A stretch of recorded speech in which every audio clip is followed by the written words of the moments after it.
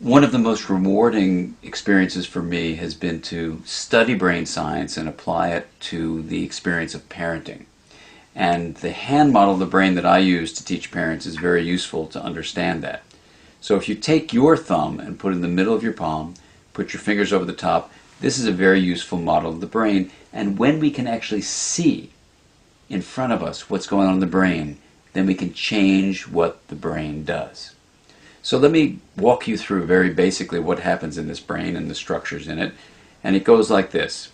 The spinal cord comes up representing the wrist, and then you have coming up into the skull the brain stem and the limbic area, which work together to help regulate arousal and your emotions and the way you have a fight, flight, freeze response.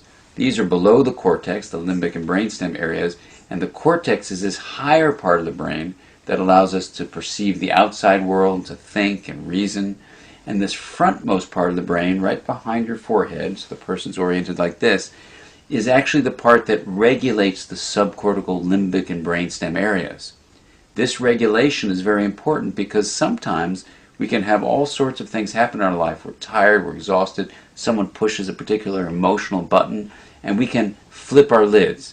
So rather than being tuned in and connected and balanced and flexible, we can lose all of that flexibility, even lose moral reasoning, and act in ways that are terrifying to others, including our children.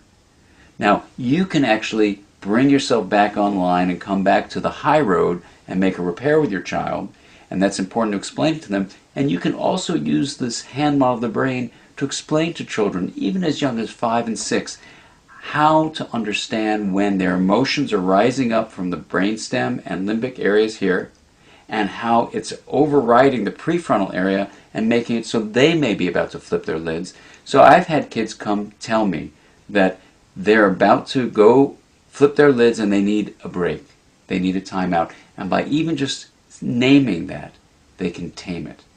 And that's the power of using the hand model for ourselves and our children to help us all make sense of what goes on in the emotional communication that we have in the course of day-to-day life.